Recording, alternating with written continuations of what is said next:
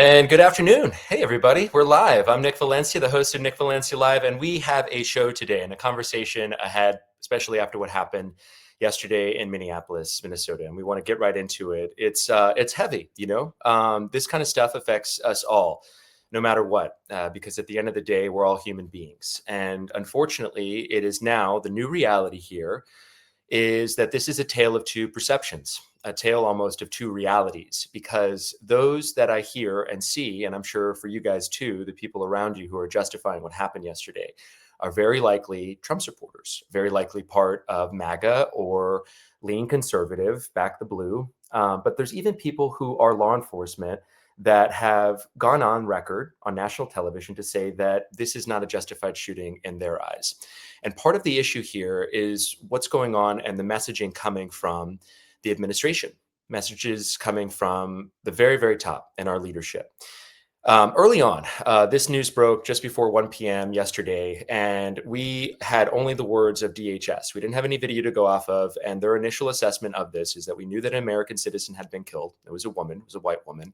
We didn't have much other details, and they came out, DHS Secretary Kristi Noem and Tricia McLaughlin, her Undersecretary of Public Affairs, to say that this was a domestic terrorist run wild, that they were using their car aggressively, and made it sound as though that this person behind the wheel had the ICE agents trained in their sights and were going to run them over and were speeding towards them. But then when you saw the video, and we all saw the video, this is what we saw. Go ahead and play the tape, Eric.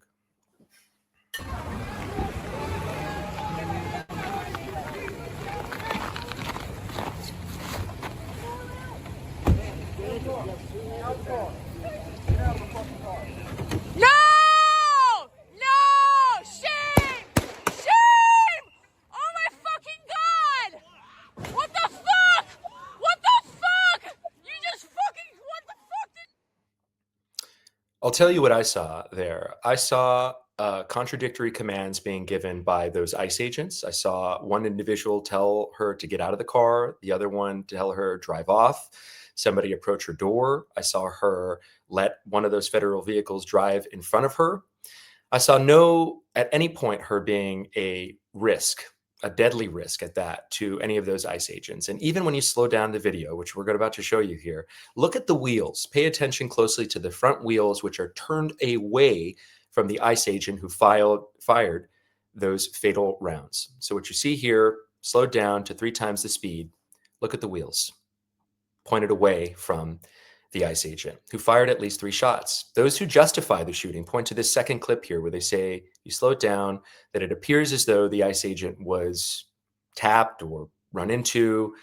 That's not clear, you know? And I know that these are split-second decisions, but what you hear from more level-headed, reasonable law enforcement analysts is that there was plenty of other options from this ICE agent to not use deadly force.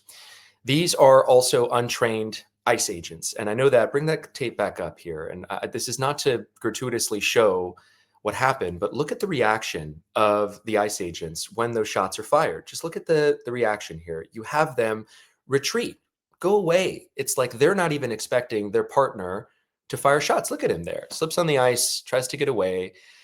I am convinced that we are in this world where if Trump said that this was a bad shooting, that people, the same ones that we're seeing justify this, would turn around and say, oh, yeah, this is a bad shooting. This is not the kind of stuff that we need to see on America's streets. ICE is good, but not this way. They've gotten out of hand. That's where we're at in this. And, you know, talking before we got to the show, the president's statement in the aftermath of what happened yesterday, it may have sounded like a full-throated defense, but it wasn't really, you know. He put in the words, he couched that as it seemed as though the agent was acting in self-defense. Seems, that's a big characterization in a court of law. Even still, you had J.D. Vance spreading propaganda. And if you think that this is going to get any better, Vance was out there spreading propaganda at a press conference a short time ago, but this was him earlier talking about what we are going to expect in the days, weeks, and months ahead. Is actually getting 2.5 million illegal aliens out without any of the really big marquee things that we've been working on. That was just simple willpower and the President of the United States coming in and saying this is done. I think we're going to see those deportation numbers ramp up as we get more and more people online, working for ICE, going door to door and making sure that if you're an illegal alien, you've got to get out of this country. And if you want to come back, apply through the proper channel. He seemed to kind of swallow his words towards the end of that sentence. But if you hear it and you go back and play it, which you can with this show, he says they're going to be going door to door. We saw some of that already. We've seen some of that happen in Chicago, places in Louisiana. There was that infamous scene that happened in the summer where they rappelled from Black Hawk helicopters, later to find out only it was some sort of propaganda instrument that they used. There's some other stuff going on with real estate that we won't get into right now. But it is just like this tale of two realities, and they're going to ramp up. The backdrop of this all, what happened in Minneapolis yesterday, was the largest mass deportation operation in Trump's presidency. 2,000 federal immigration agents were sent and deployed to Minnesota. And we saw these videos ramp up. What are we to do? What is the public to do? What are civilians to do? I know what I've been told by counsel, by law enforcement, is to step up, and when I see ICE activity, to start filming and recording it. And we see why it's important. I hope you guys, and if you don't see, let me lay it out for you. The government says one thing, and what really happens is another. And we see it time and time again. And we saw it yesterday in the killing of Renee Good. We're going to get into this all in a conversation about that misinformation with our next guest, Immigration Insights. You've seen a lot of his work on Instagram. We're a big fan of what he does, and we want to highlight his work here. Come on in here, counsel. Thank you so much for taking the time with Nick Valencia Live. We really appreciate it. Hey, thank you for having me. It's nice to be here. I wish I was talking to you under different circumstances. We booked this before what happened with Renee Good, but since we're here, we wanted to just get your reaction right away to what you saw yesterday in Minneapolis. Yeah, like you were saying, thank goodness someone was recording, or at least a few people were recording, because the narrative that you're getting from the administration is that this was a domestic terrorist who was out there driving a car in a rampage trying to hit ICE agents. But when you look at it, if she was really trying to run people over, why is she doing a 3-point turn? She's backing out, trying to get out of there, and then you see the wheels turn, and then she's obviously driving away. So it's wild. Why are ICE agents even in Minnesota going, like JD Vance said, door to door to arrest gardeners and grandmas, saying that they're trying to keep our country safe? Again, like you said, I have been forced to use the word propaganda more than I have ever had to do in my lifetime, because they're just making things up at this point. Including her being this domestic terrorist. She was a mom on a way to something that for all these parents, I'm a dad. Pick up and drop off of your children at school is something that's so ordinary, you want it to be mundane. You never want anything extraordinary to happen. She was in this part of her day where she was either just on her way to go pick up her kids or had just dropped off her kids. She wasn't some domestic terrorist. The reason they gave her this designation is because she's a liberal white woman, right? And she was saying ICE was in her neighborhood. And because of that, she's dead today. I think you have been watching this as closely as I have. Are you surprised that it's gotten to this point? Because part of me, I'm not shocked that somebody is dead now.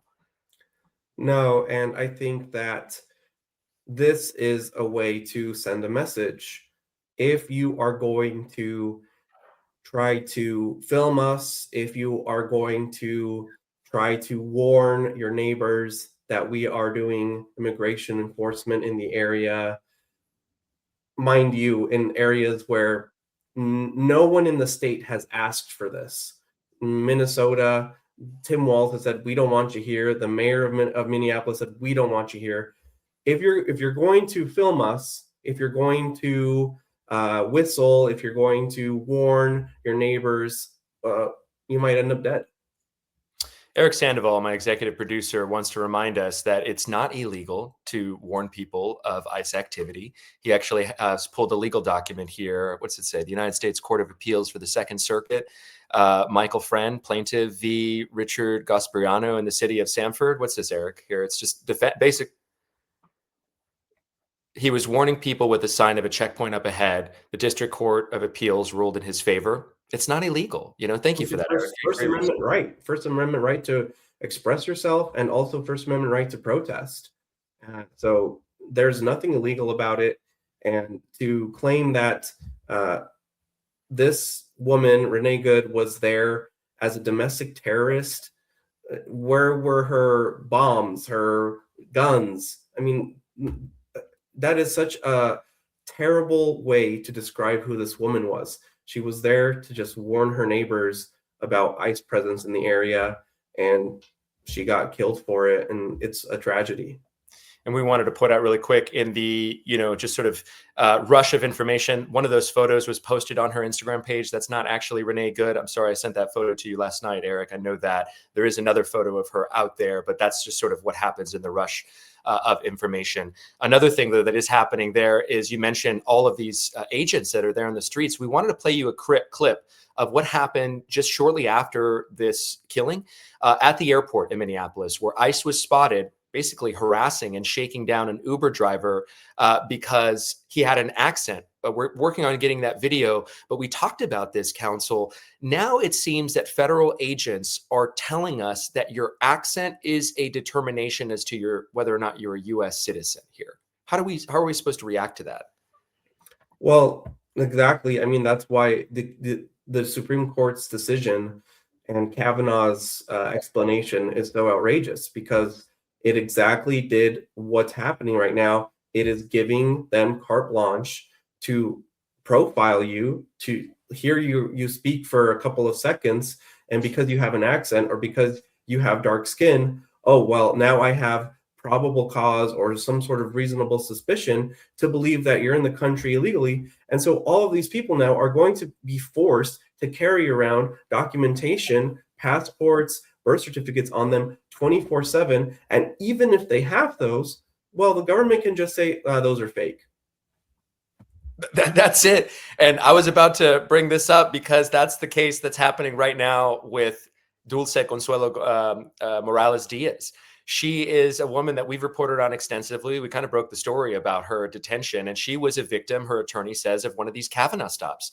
She was leaving a restaurant and speaking Spanish, detained, and for the last 25 days, she's been transferred multiple times between ICE facilities, and now she was let go. She was released on Wednesday from an ICE facility in the discretion of ICE, but there's still a chance that she could be deported, because they're saying that the documents she has, there's a discrepancy, that there's an official document, a parental declaration that said that she was born in Mexico, even though it wasn't a medical declaration. She was born in Prince George's County. She had thought maybe she was going to live long-term in Mexico. They're saying that the paperwork that is official, government documents, are not valid. And so I hear this story and I'm frightened. I'm terrified. And this isn't to be dramatic, but like, what is the government now going to say? Okay, prove to us that you're an American. If we don't like your documents, that's not proof good enough. Yeah, and don't forget that in that case, in order to stop her deportation, her attorney had to go to a federal court and say, please stay this removal of this United States citizen, because they're trying to remove her as soon as possible. And the Fourth Circuit had to it was a district court actually in the Fourth Circuit. They had to step in and say, you're not allowed to remove this woman because there is strong indications that she's a United States citizen. So now, as United States citizens, do we have to file a federal lawsuit every time one of us gets stopped by agents so that we don't get sent to another country? It's absurd. That's the point. Who has an attorney that's well-versed in federal immigration law? Her attorney used to work for DHS, so is well-versed to the other side that she's defending against, and also who has the resources. And we know as well from our research is that once you are in ICE custody, the immigration officials, the guards, everyone around you, their mission is to make your world as uncomfortable as possible so you leave the country either on your own, right? Or just beg for mercy that you quit and give up and sign the papers that are in front of you. It makes us think that this policy that DHS has, it's literally and figuratively shoot first, ask questions later. I mean, that's where we're at here in this world, and we do have this clip now. I want you to react to it, counsel. The clip of the Somali Uber driver in Minnesota being harassed by ICE. And Greg Vendido makes it. You can feel free. I'm just chilling at my job in the Uber, and this lady just pulls over, and she's like, "Are you a U.S. citizen?" In a parking lot at work. That's the officer lady, and they just shot somebody right now in Minnesota. Imagine that. Are we in Germany? Why are you guys doing this? You tell me, sir. Why are you guys going around just asking people like at work whether they're U.S. citizens or not? Are you guys not supposed to be patrolling the border? Do you want to answer the question or not? Why would I answer you? Where's your You don't warrant? have to. We're running your plate. Run your plates. You do whatever you want. You can record. Feel free. Yeah. That's kind of crazy though, right? Like you guys leave the border and go harass people based on their skin color? Ain't that a shame? Are you doing this to everybody or is it just black people? Come on now, you know what it is. And you got a GoPro. Yes. Well, You're that's- recording. You're that's- recording. I'm recording. Is that work issued? Yes. Are you sure? Yes. They're giving you guys GoPros? What happened to the police body cameras? I don't have a body camera. This one you can delete the video and make your own stuff. You know that, right? How do you know? Because it's not going to a server, it's going to a little SD card or something. You guys just murdered somebody in cold blood in this city today, and God brought you guys to me at work. I'm literally working here, and you guys are literally impeding my income, asking me retarded questions. You know, I've been sitting here since 10 a.m. waiting for a ride, and right now I'm getting rides. And if I leave, I'm afraid you motherfuckers might just shoot me. Are you a U.S. citizen, sir? Why would I answer you? Because if you're not a citizen of this country, you have to have your immigration. Why would I not be a citizen of this country, man? What a ridiculous question. Why would I have an immigration? Are you Why would I have an a immigration citizen? job Are if you there a weren't- dude?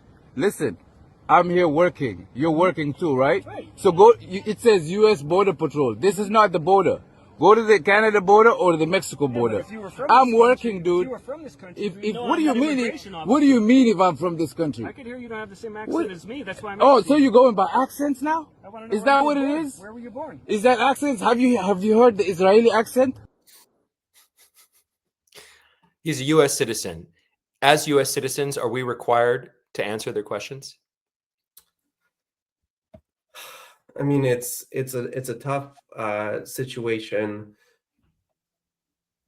I think that it's outrageous for the way that conversation, the way he was able to stay calm, and then we get to the heart of the matter, which is you sound different from me, so you must not be a United States citizen, and that's pure discrimination right there, and that should be 100% illegal for any law enforcement officer to hold you, to prevent you from leaving, to carry out this kind of interrogation without any evidence that you are not in this country legally or a United States citizen. And that's another question is, what are you supposed to do in that moment? Because let's say he is a United States citizen, there's nothing to indicate that he's not, and he doesn't have his passport, and he doesn't have his birth certificate with him, and he says, yes, I'm a United States citizen.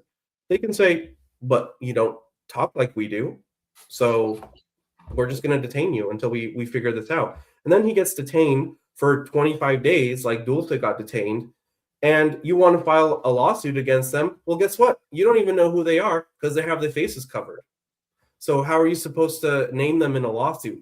It's very, very scary, the way that things have escalated to this point.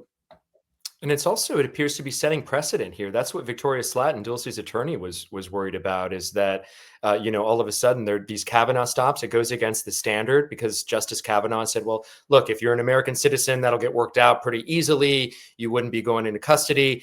Within days, they had Dulce's documentation and she was still held in custody. And then they filed the motion for dismissal and the feds challenged that. So they're willing to fight and double down. That's the fear. That's the crazy thing, is that she is detained no matter what, and that the feds are willing to double down, just like we're seeing them double down on this misinformation as we pivot back to Minneapolis.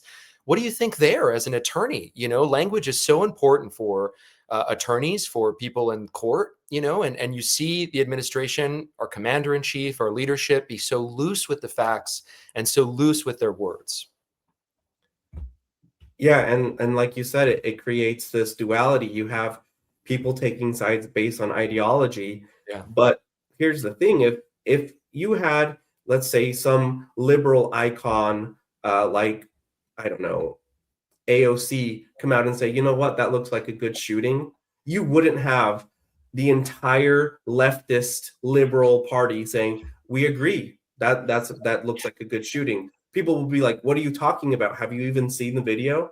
But on the other hand, if Trump came out and said that's a bad shooting, immediately you would have 50%, whatever percent of the country. I don't think it's 50. I think it's closer to like 25%. They're just the Right. loudest ones. They Right. would just immediately, without even hesitating, say, oh, well, the dear leader says this is a bad shooting. It's a bad shooting. And they wouldn't even have to watch the video. I'm wondering how many people you could go up to who are MAGA and say, did you see this video? What do you think about the shooting? And they might say it was a good shoot, and they haven't even seen the video. It's just because they know that Trump truthed about it. So it feels surreal at times that we are living in this situation where there is a reality, an objective, truthful reality, and then you have La La Land, where such a huge portion of our citizenship is just living in with their head in the clouds. Yeah, it's unreal, and it's duality is reality, and you have people who are, unfortunately, some people don't see a way out. Do you? Well, the victories in the courts have been pretty resounding, so there is some hope there in terms of things ultimately getting to the Supreme Court. That's where it's a coin toss. We don't know how Justice Kavanaugh or how Justice Alito or Thomas are going to side on certain issues. But for example, with birthright citizenship, something that has been a core right in this country since right after the Civil War and has been unquestionable. There has never been any type of case that at the Supreme Court level that has questioned whether or not the 14th Amendment guarantees citizenship for those who are born on United States soil. And now it's going to the Supreme Court, and actually so many of us are worried. We're saying scary stuff. We're saying that the 14th Amendment is so literal, you cannot misinterpret what it says. And yet we are worried about the way that this Supreme Court might change 150 years of precedent based on their ideology. It's Trump's law. He stacked the Supreme Court with justices that are favorable to him. And we saw this be brought up this summer with conservative young kids in the Central Valley who were picking grapes in the morning and then playing varsity football in the afternoon, and had parents, some of whom were Trump supporters. And they said, wait a minute, birthright citizenship, that means me. He's kind of funny and he makes jokes and stuff, but this isn't funny at all to me. What is this all about? And so that's the thing, man. Sometimes I get hopeful and there's these drips and drabs where I think people are going to have a wake up call. And then he says something to convince them otherwise. He says something to latch on to these morsels of truth where people start doubting what reality is. And then they latch on to what his reality is, not what is actually happening. Right. And the people at the top with so much power, once you get there, you just want to hold on to power. I look at a guy like Marco Rubio, who we're going to talk about next with our next guest, Gustavo Arellano from the LA Times. And I see him as just such an opportunist. It's like, here I am. I'm going to do whatever I can in this place. I know what's happening is morally wrong, because that's where we are, counsel. We're at a place now between right and wrong, and we're using our platform as a moral beacon and a light, as a guiding light for those who are willing to listen. Because what we see out there is wrong. Masked agents is wrong. Killing American citizens is wrong. At the end of the day, whatever politics or policy you endorse, I hope you don't endorse murder. I know I'm not talking about you. I'm talking about the universal you. And it's just ugly to see. Now that we have just a few minutes left with you, anything that you want to say that's important to know, anything I haven't asked you that you'd like to talk about? Go ahead. Like you're saying, people need to speak out. That's why I started the Immigration Insights page.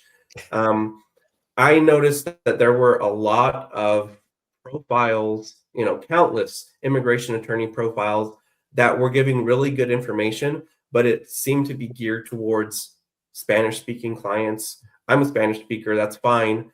But it also seemed to be trying to gain clients. And so in my current employment, I don't need clients. And I thought there needs to be someone who's giving this information in a way that's catered to Anglos, to people who speak English, who are not looking to hire an immigration attorney. They just want to know what's going on. And so that's why I started this page. It was geared towards educating United States English-speaking citizens and telling them, look, this is what's happening right now, and this is why you need to be concerned, and let's spread the word. And it got so big in just a few months. I mean, I started this in August or July, I think, and I'm already, I don't know, 25,000 followers. And I've only posted like, I don't know, maybe like 20 reels, but people are desperate to get information from people who are on the ground and know what's happening. Kavanaugh can sit there and say, this is going to be great. Don't worry about it. If you're a US citizen, you'll clear it up in no time. He's not on the ground. He's so out of touch with reality, because what's happening is you have even veterans who have fought for this country, like we had in California, getting detained by ICE and being in a detention center for weeks and weeks until finally DHS decides, okay, you know what, we're going to release you, but we still think that your papers are fake. And so we need people who are working on the ground, who are dealing with this. Like another thing that you were saying was how they make things as difficult as possible. I have detained clients right now who I am completely unable to get a hold of. They were transferred from state to state to state. And when I call the detention center, nobody answers. And that means that it doesn't matter if I have my appearance in, if I send emails, I just cannot get in touch with my clients until I have a court hearing, like I had one this morning, where finally I was able to see my client over WebEx. And that's the first time I've been able to see them for months, because the detention centers do not facilitate communication with attorneys. And also, I'm in the Midwest. How am I supposed to get a hold of somebody who got transferred to Louisiana? And they're doing this on purpose because they know that as long as you don't have an attorney working for you, you're going to have these beds filled, which is going to be making money for the companies like GEO Group and CoreCivic. For every day that they have someone detained in a bed, they're making money. And then the people at the top, like the majority of this administration, have direct investments in those detention centers. It's just a Ponzi scheme. It's just so blatant in your face. Like, look what we're getting away with. Look what we're doing.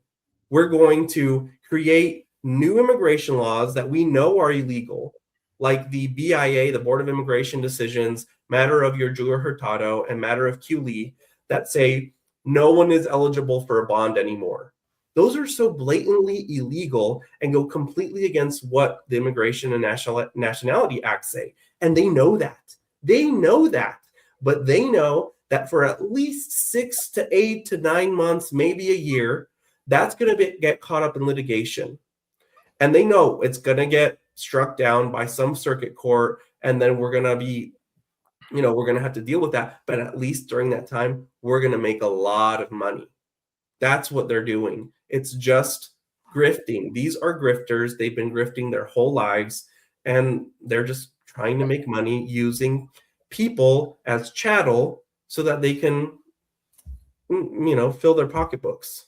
It is truly so it's truly so despicable. And we had another attorney on here who said that she tells her clients that their families need to be prepared for at least 2 to 3 months for them to be in detention.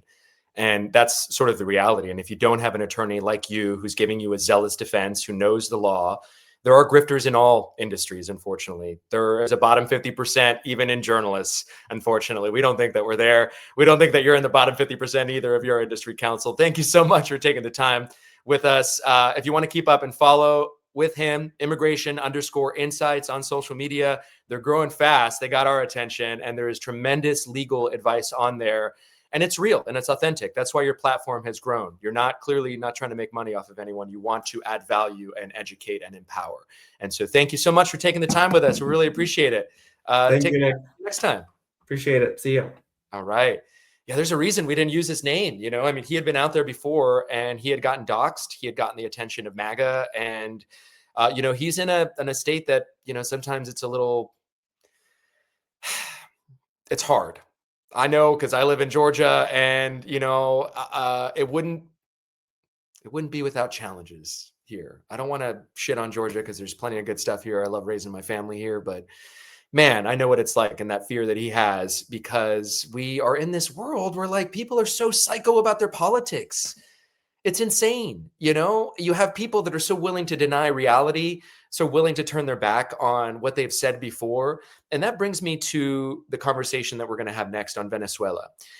We had Cristian Ramos on the show on Tuesday, and he brought up this great point that we started to see in national newspapers, is that this idea that Marco Rubio was living out his childhood fantasies of taking back Venezuela and Cuba, returning it to glory, taking it away from the communist regime, and for his, you know, for his folks, for his community. What'd you say, Eric? I'm sorry. Say it again. Say it one more time. That's right. All of this is framed around his presidential ambitions. Marco Rubio 2028. What do you think of that sound? I don't know about that. Let's talk to Gustavo Arellano about it. He wrote a column in the LA Times, putting Marco Rubio on blast, calling him a Vendido. Gustavo Arellano joins the show now, live from the LA Times. How are you, brother? What's going up? I'm just here in a totally personality-less conference room instead of the legendary Cosmo Cavern where all my books and this madre are behind me. But anything for you. Thank you for having me on. Anywhere you are is legendary. I don't care if it's just a plain white backdrop or like that cool, you know, you're so smart. You could see all the why you're so smart because you got all the books around you and stuff. Is that like where you go to chill out? And I'm a nerd. I don't know if that makes me smart, but I'm a nerd and I have a lot of books. And people think I don't use those books. Oh, you with the most random story. Here it is on page blah blah blah on this 1953 book. There it is. So that's what I do. Oh, dude, you don't strike me as somebody that just says, hey, this is books that I have as window dressing. These are books that you've read, right? And if you like want to go check out his Grito, he does it every Tuesday. You got Grita Leguti every Tuesday night at 9:45 on Instagram Live, where I answer any questions about anything. And yeah, let's have fun. I love it, man. I love it. Let's have fun and talk about your column. So get into it. We heard the first take about Marco Rubio earlier this week. You wrote a whole column about it. You were basically drafting up an article about what Cristian was saying. Expand on why Rubio was such an instrumental part of this Venezuela takeover and what part he plays in it. He is the part, because remember, the Trump administration, J.D. Vance, they all ran on, we're not doing nation building, we're not meddling in foreign affairs. That has been disastrous for the American nation. A couple of weeks before what happened in Venezuela, I believe Pete Hegseth during a press conference or like talking to people was saying that we're not doing this. And then we did it. And everyone knows that the person who has been for nation building, for intervention, specifically in Latin America, is Marco Rubio. But I want to go a couple of months back to the bombing of those alleged narco boats that Pete Hegseth and Donald Trump were trumpeting on social media, treating it like a game of Call of Duty. In October, I wrote another columna saying, like, look, they could say whatever they want about they're against nation building, against interventionism, against internationalism. But that in the American mind, that does not mean, or that does not exclude Latin America. And that's where I brought up the Monroe Doctrine. And this is not to make myself out to be all bad, but rather a challenge to the rest of the media. There's a reason why I have all those books around me and why I read them, because I want to be informed about everything and anything. And when those boats were being bombed, no one was bringing up the obvious, what you know and I know, and most people who are students of Latin America know, the Monroe Doctrine. The idea, going back to the Monroe administration, that the Western Hemisphere is ours, and you're not going to do anything about it. So I wrote that in October. Now you see this with Rubio coming in, Donald Trump calling it the Donroe Doctrine because he has to name everything after himself. I guarantee you he's going to name a river at the Orinoco in Venezuela after him. How much you want to take a bet on that? Talk to me about the spheres of influence, student of history here and what we saw generations ago, and basically the United States setting up territories and saying, hey, we're going to have influence over this part of the world. That's effectively what they're doing with the Western Hemisphere and Latin America, saying this is our influence over here. You see the roster of what the United States has done in Latin America, and there's only been one beneficiary, the United States. People, apologists can say, oh, we propped up good government. We stopped it from descending into communism. But give me a break. Mexico, we conquered half of their land. Guatemala, we threw over Jacobo Arbenz, a democratically elected leader in the 1950s through the help of the CIA. Same thing in Chile with Salvador Allende putting in the despot Pinochet. We have we took over Dominican Republic for like 15 years, I believe. Same thing with Cuba. Puerto Rico, hello, it's still a Commonwealth. And so I put all of that history, and I wanted to tie it back to Marco Rubio, because Marco Rubio, I've been wanting to write about Marco Rubio being the biggest vendido almost since the moment he became Secretary of State, because here's a guy who at one point was talking, at least, I mean, he's a Republican. He's, he's a child of exile from Miami, a Cubano. That's a particular type of political mindset. So we were always going to agree. But at one point, he was actually pushing for some sort of amnesty. And that is not the person that you see now anymore. At one point, he was warning us about Donald Trump. He was warning us. He was saying that he was talking like a third world despot. What happened to the man?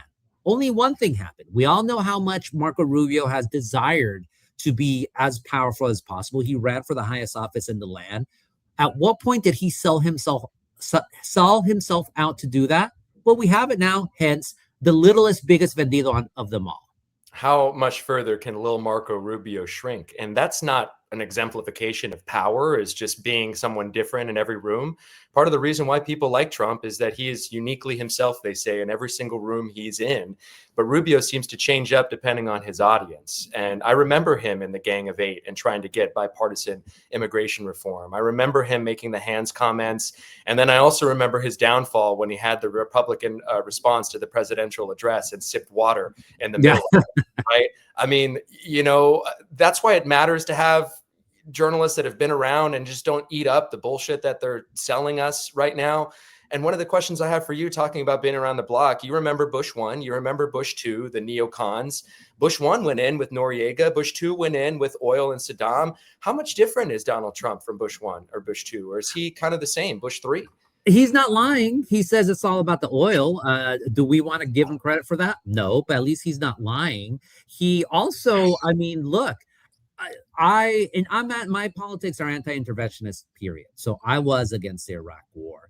And part of the problem in the Iraq War was that they just thought, oh, it's all going to solve itself. And you also had a pliant media who was like, basically, it's so interesting how the Republicans especially use the troops. They're using the troops as, ¿cómo se dice?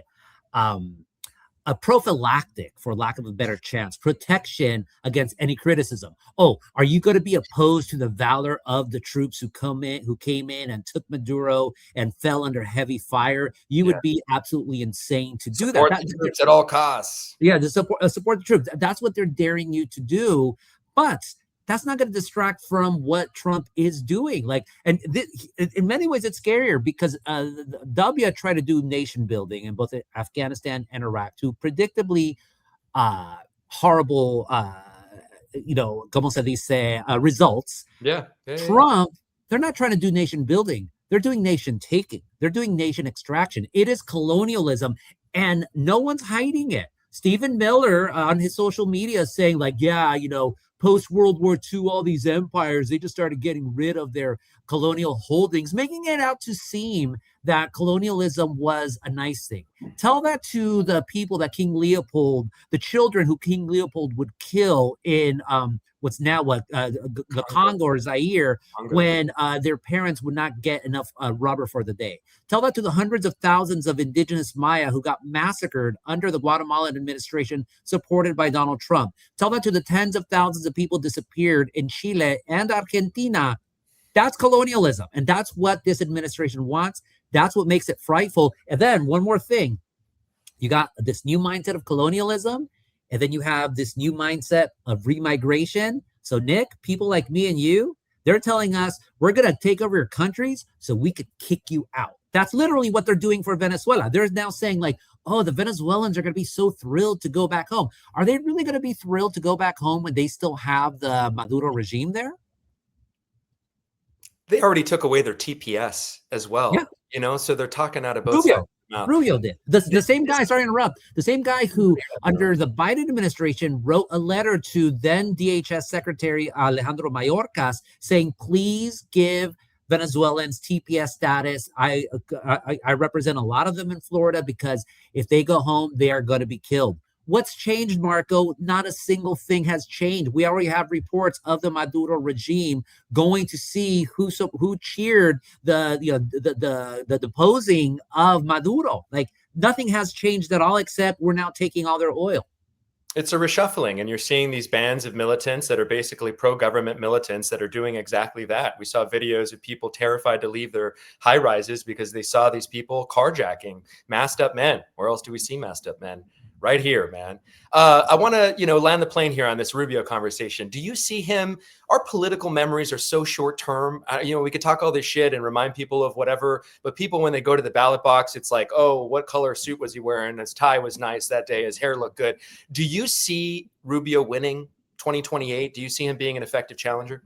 Well, no, because the Republican, he's not Trumper enough. The anointed one is J.D. Vance. He is the one who is espousing white supremacist light when he says that white men don't have to be, ashamed. You don't have to be ashamed anymore to be white. He's the one who's tweeting out images of the Democratic Congress members doing a January 6th vigil and putting sombreros on them for no goddamn reason other than he's pendejo, straight up.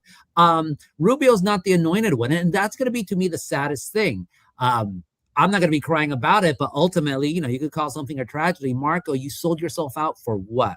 To not liberate the Venezuelan people, to not, to have a bunch of millions of Latino undocumented immigrants who fled repressive regimes like your family to be deported, and to, per the previous conversation, now having to walk around with your passport just because my ICE and La Migra do not believe that you are in this country legally because either how you talk or your skin. That's what you sold yourself out for. As I ended my columna, straight up, vendido. Vendido, man, sellout. And you could see the stress all over his face. I mean, nobody gives like flattering photos so close up, but those Vanity Fair articles, man, I mean, like, he looks like he knows exactly what right and wrong is, and it is worn all over his face. Before you go, man, I wanted to ask you about Nick Shirley.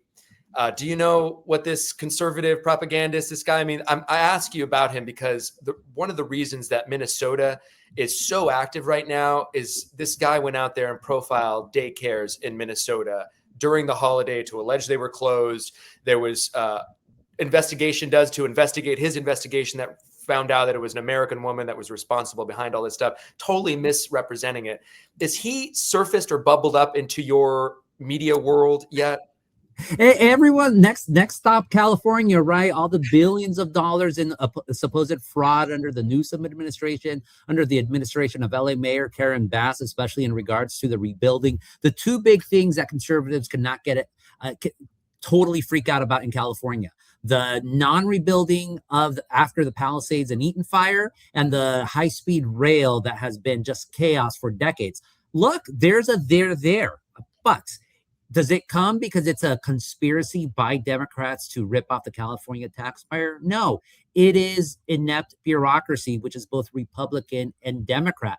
I'm not going to be one of those people hating on a citizen journalist or whatever you want to call yourself if you find the goods. But when you do it to, with bias, specifically to attempt to humiliate one party and one party alone, you're just a propagandist at that point, no matter what you find. I only say own it. If you're saying I'm doing like who would it be? Like Milo Yiannopoulos used to do it. Yeah, I'm doing it for Daddy Trump back in the day. At least I can respect him. Like, you know exactly what kind of sellout you are. So embrace it. We embrace the bias that we have here for the undocumented. We think the conversation should not start at deportation, certainly a mass deportation. It should start at amnesty. And there was level-headed conversations happening before Trump. We bring up one of those conversations about the Gang of Eight. No one is going to second guess where I stand here, but that doesn't mean I can't be fair in other areas. And we've put Democrats on blast as well.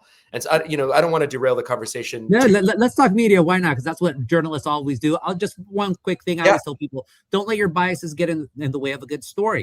Straight up, don't let your biases get in the way of a good story. I think sometimes people just want to know, and the reason why independent media has become important is because you know the niche that you're getting and you know exactly the kind of news that you're getting. You could still look, legacy media, mainstream media, LA Times, Washington Post, et cetera, are always going to be there, in my opinion. But now we're important too, what we're doing, these independent spaces. I had an attorney today say, thank you for covering it because you're covering it in an uncensored way. And the fact is that when you have a boss, Eric has a boss, you work within the margins of what I want to do, right? And so for me, I have margins that I had to work under in an old place, and journalists have those margins now, and they seem to be closing in more and more from the top down, where it's like, hey, say it this way, or you're not going to have a job, or you're going to find yourself, on the beach. So I am so thrilled at what you're doing. As I mentioned in my Grita Leguti, especially, look, I see your show. It's great, but you are a great writer too. And you write like that old school columnist. You know how to do it. And you're out in the fields in Delano. You're out in in Georgia. You're in California. You're doing all of that. And that, some people call it raw. Us old people, we just call it reporting. Straight up reporting, Thank you, homie. Before I let you go, is there anything that you want to talk about? Anything that I haven't asked you that you think is important to know? And how can we follow you? I mean, again, follow me on social media, just, Twitter. Yeah, I know, at Gustavo Arellano. There, you could follow my newsletter that I do every Saturday. That's a free newsletter. Obviously, if you try to read my stuff at the LA Times, you're probably going to hit a paywall. And then finally, just acknowledge what happened in Minneapolis, the horrible killing of that woman. Video doesn't lie. And look, I hate to break it to most people, the ICE agent's probably going to be found perfectly within his reason to go and shoot that person. But to try to my big issue is trying to call this woman a domestic terrorist when we don't know anything at all. I am happy to see so many people. I'm seeing people from the right. There's a guy, Thaddeus Russell, who's a libertarian who believes that the 2020 election was stolen, who thinks that the January 6th insurrection was a bunch of lies, that it didn't happen, that not necessarily a supporter of Trump, but despises the Democratic Party. He is blasting ICE for this, calling it things that you could find on social media. So when people like him are turning, that means I hope that something good could come out of this tragedy. It is a tragedy, the poor woman dying. It is getting killed in front of her wife is horrible. So keep her in her prayers, keep us in our prayers, and just stand up. Do not be afraid of calling people out for the horrible things that they do. Hold the powerful accountable. Don't party with them, man. Thank you so much for saying that. That's really, very sensitive and very, heartfelt statement, man. Thank you for your time and for coming on. It's so cool to call you a peer. I'm going to brag about you as soon as you get off, man, but I'll let you go. Gustavo Arellano with the LA Times. Good to see you, man. Columnista. Columnista. We'll see you next time. And really quick, before I get to my next guest, man, when I first made it as a national correspondent on CNN, I was living 2 houses down from where I'm at today. And I saw this guy named Gustavo on The Daily Show. And he was from my hometown, and he was speaking truth to power. And I said, man, I'm about to embark on this really huge journey in a national stage where millions of people are going to be watching me. I didn't see a lot of younger people. This was 15 years ago, right? We both aged a day or two. But I remember seeing him and saying, I need to get in touch with him. So I don't know if I reached out to a mutual friend or Twitter. Either way, I'm on the phone next thing I know with Gustavo. And he didn't know me at all, but he took the time out of his day to offer me some mentoring and just sort of be like, hey, man, I see you. Thank you. And I think I've told him this before, but, I want to say it publicly. His affirmation, because man, Latinos can hate on each other. Crabs in a bucket, man. We pull each other down when we get to the top, right? Him being in my corner, or at least, me feeling like he was, it gave me the confidence to take a big step into what I'm doing today as a journalist. And so that was the start of it all. I need to say that. I need to get off my chest. Oh, man, I feel heavy with everything going on and with, what we've been talking about, seeing this video over and over and over again. There's other stuff going on, though, that I want to get to. And one of the reasons why I reached out to this next guest is because I feel like context matters. We really need to understand the history of somewhere to understand where it is now and why it's there. And so Coy is a journalist who's now based out of South Florida, but what he was back in, I guess, 2017, I read, he was detained in Caracas, Venezuela for reporting. And I don't want to tell the story. I want him to tell it in his own words. But Coy joins us now on Nick Valencia Live. Thank you so much for finding the time with us, man. I appreciate you. How are you? Yeah, absolutely. Doing well. I'm Thanks so for having sorry. me I was on. calling you Coy. Cody. No problem. I'm Cody, so yes. sorry. I No get confused worries. with your Instagram handle. Cody, you were held in Caracas, Venezuela. You were taken into custody while working as a journalist. Tell us what happened. Yeah, so this was, I believe, back in 2018. I was working as a freelance journalist there in Caracas, and I woke up one morning and there was somebody was knocking at my door. They're actually ringing the doorbell, and I thought it was the water guy. We had water delivered in Caracas, and so I thought, wow, he's really early.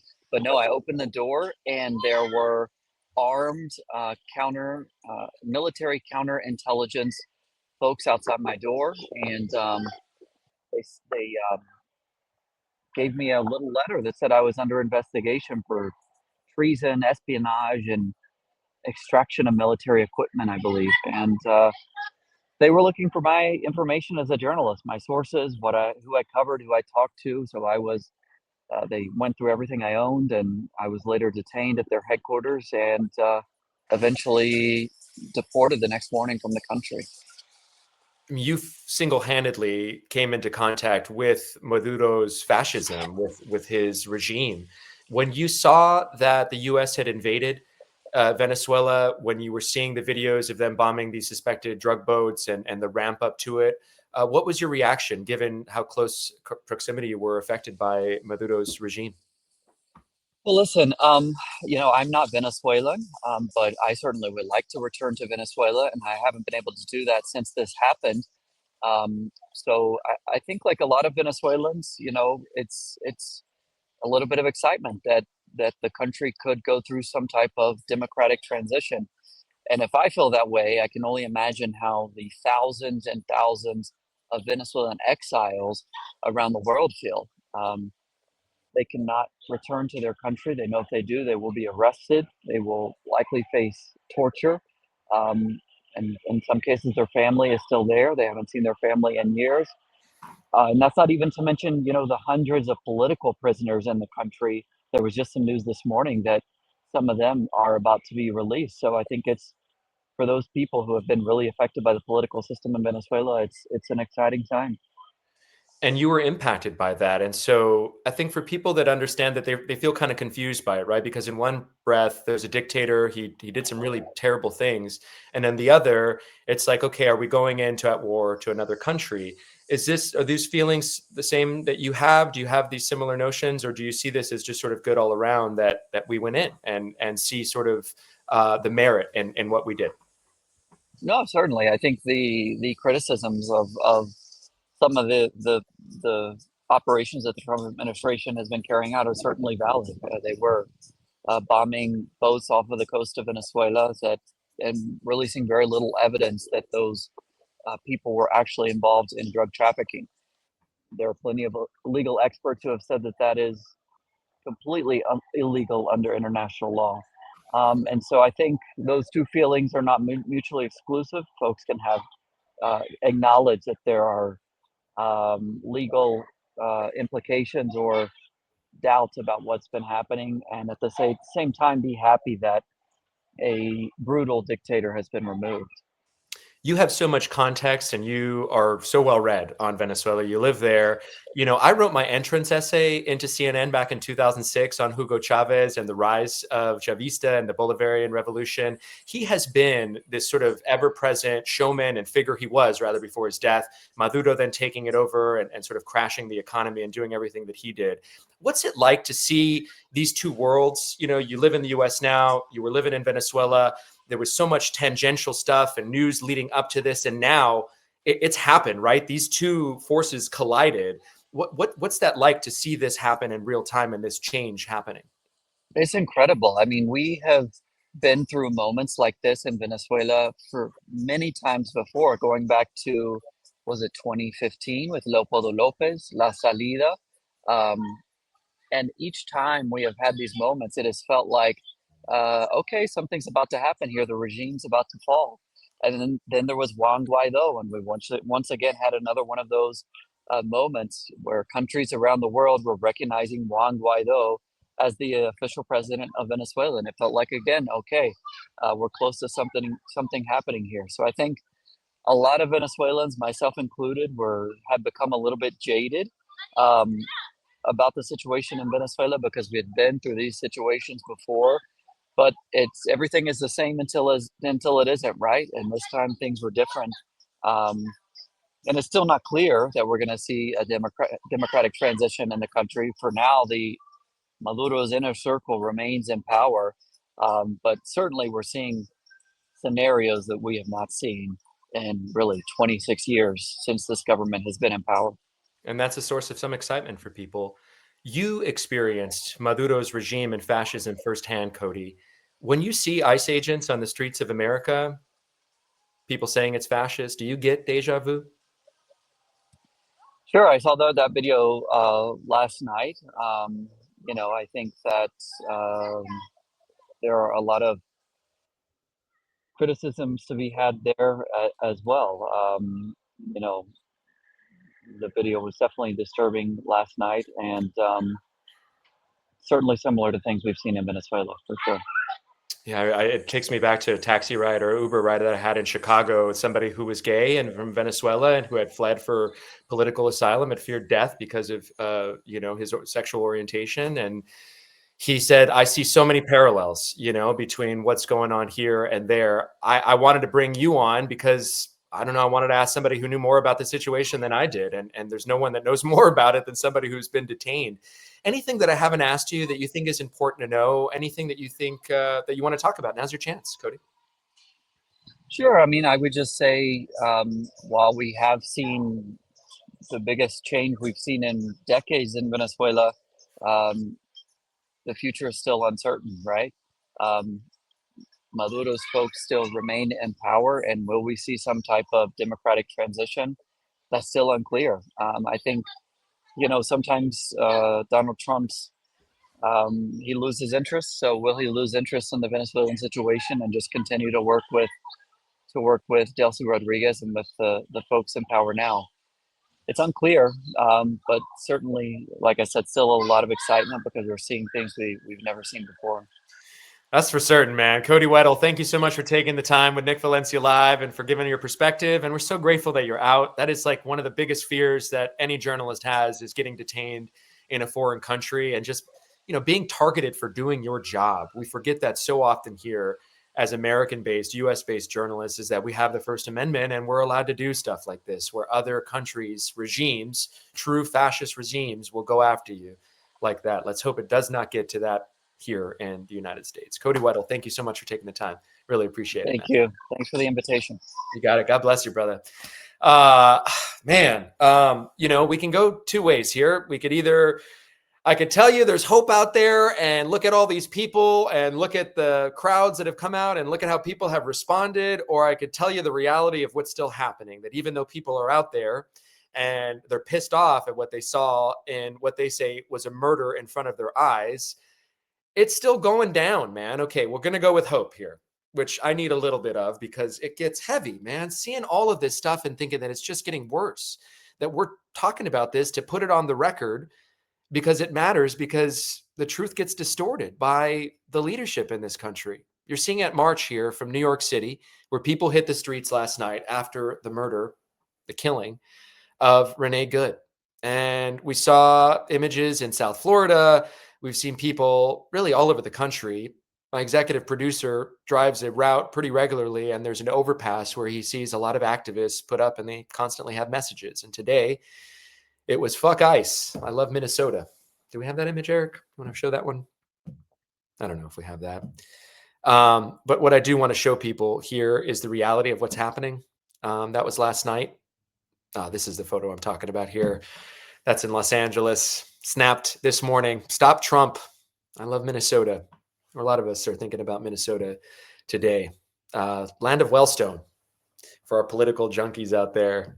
I used to live in Minneapolis, Minnesota in 2005. We can get into more of that later. But before we let you go, I wanted to show you, Eric had pulled some video here of Greg Bovino. We saw Greg Bovino make, we saw some video of Greg Bovino make appearance on some of those videos emerging from Minnesota. We have some breaking news here with those immigration enforcement operations continuing to tick up in Minnesota, where 2,000 troops or 2,000 federal immigration agents were deployed for the largest immigration operation of Trump's presidency. And this is video that we have just in of those raids, which show one of the Western operations outside of a Target. Let's watch.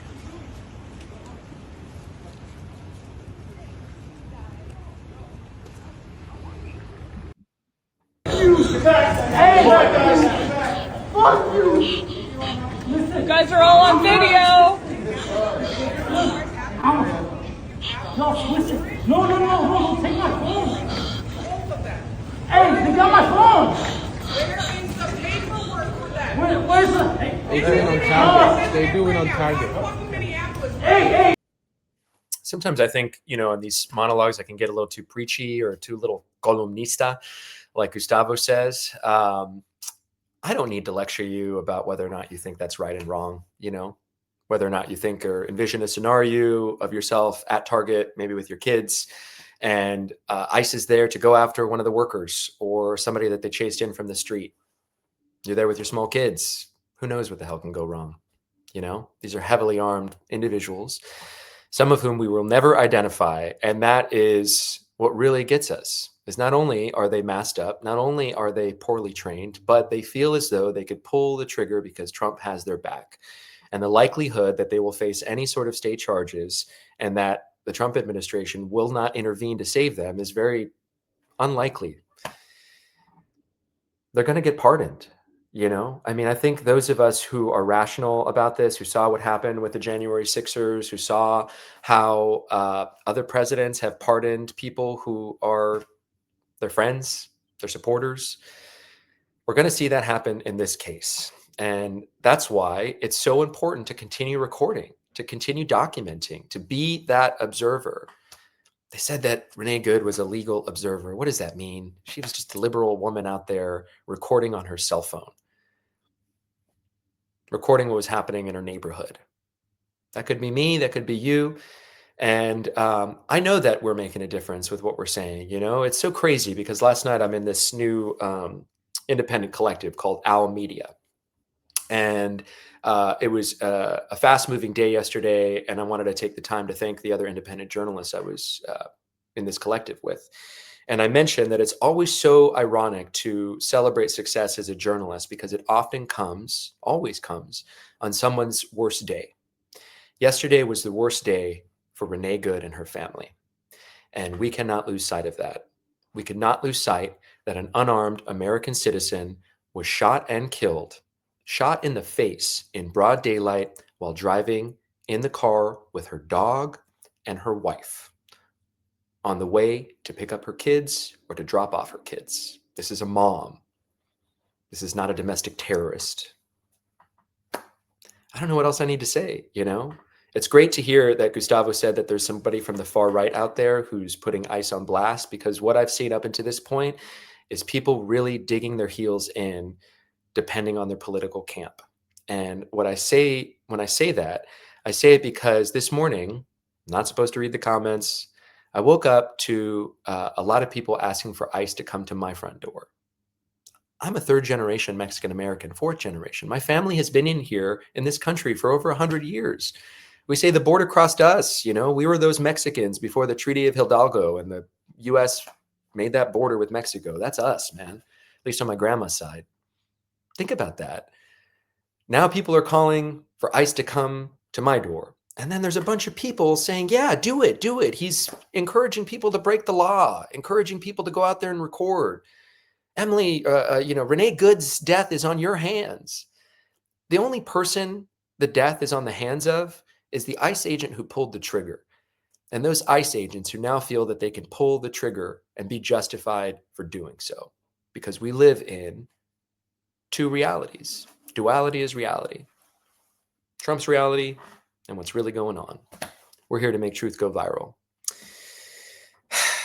Man, if you guys, whoever's still with me here, man, I would love for you guys just take a big deep breath with me, man.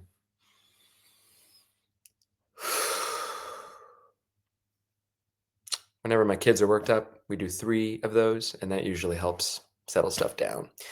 It's been a tough day, and I'm so grateful you guys spent some time with me. Thank you guys so much, and I hope you guys have a great day on purpose. Take care.